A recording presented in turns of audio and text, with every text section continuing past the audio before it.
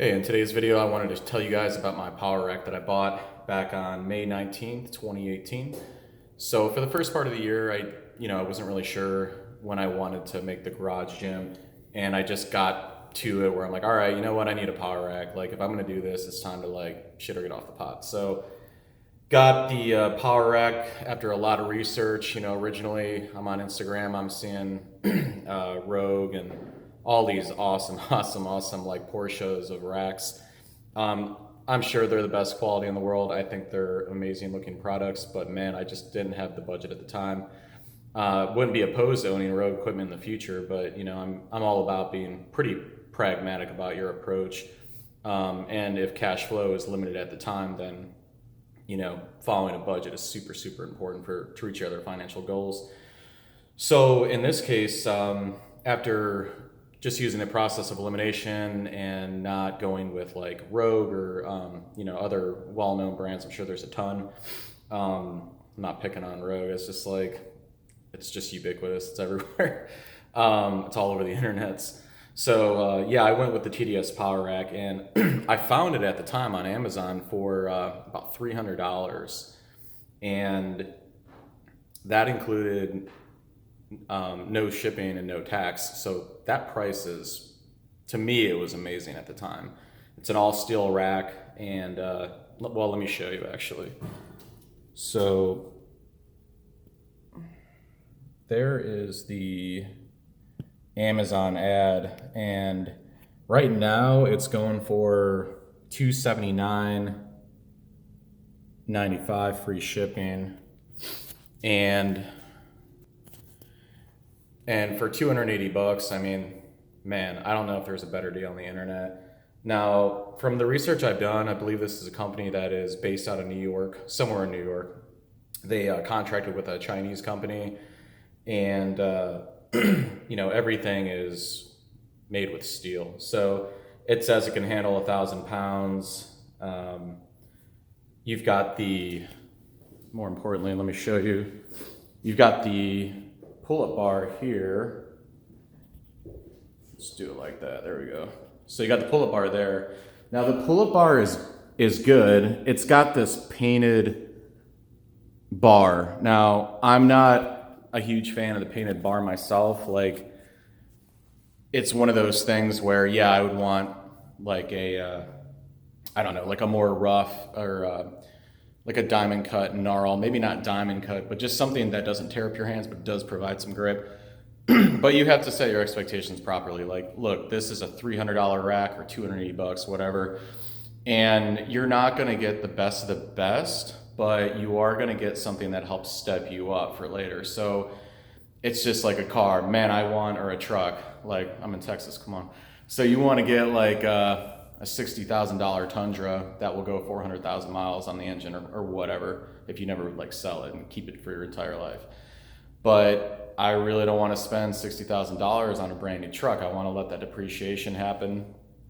And for $60K, I mean, that's just a crazy amount of money.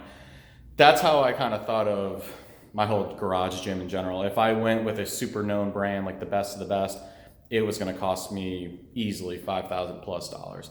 The pictures look awesome on Instagram or wherever you see them, but man, not right now. Like, I got a house, I'm a new homeowner as of 2018, so you got to prioritize.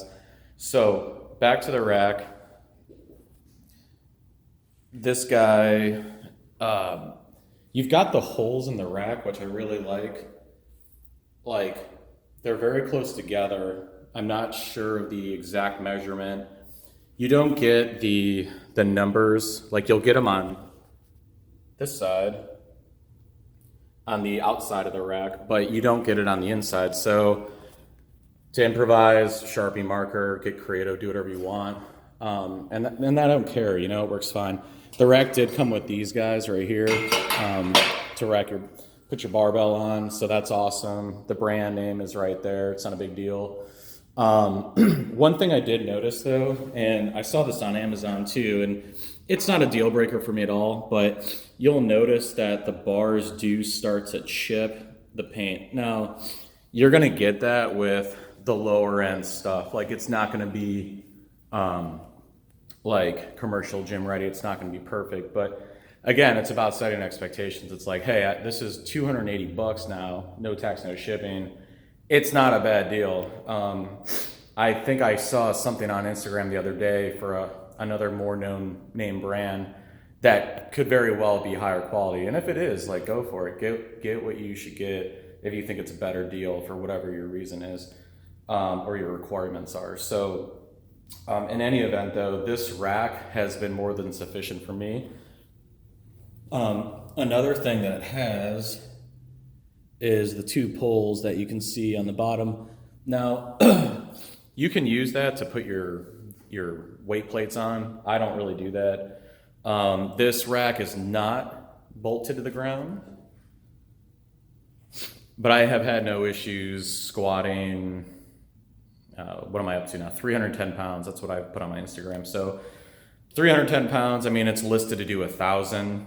I've never had any issues with like it tipping violently or anything like that. I mean, maybe when I put the weight down, it bounces a bit, but I mean, honestly, all I have to do is put some weight on it. I mean, that's it. You know, it's a easy little fix. It's not a big deal.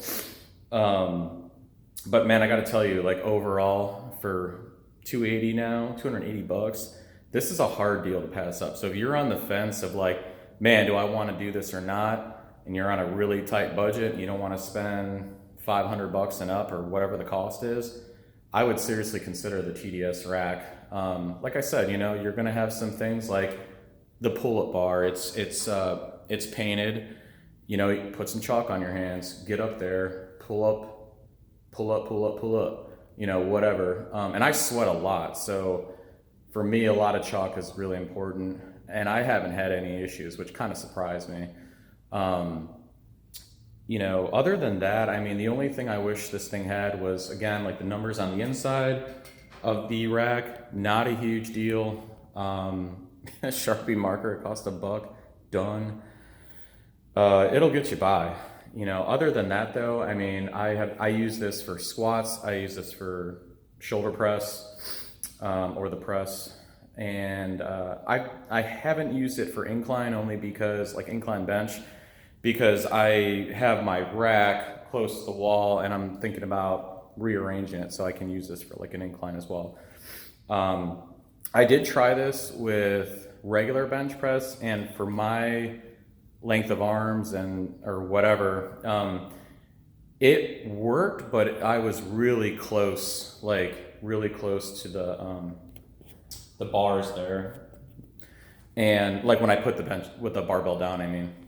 So for me, I didn't want to go with that approach. Plus, like, I'm a man of simple needs, but I like to do things simply and pragmatically as much as I can. Like, I'm all about systems. So I didn't like the idea of putting a bench down there, like over and over and over, moving stuff around. I mean, you know, teach their own. It might not be a big deal for you, but it's a big deal for me. It's just how I like to do my workflow in the gym. So I decided not to use this for benching, and I'm super happy with that decision.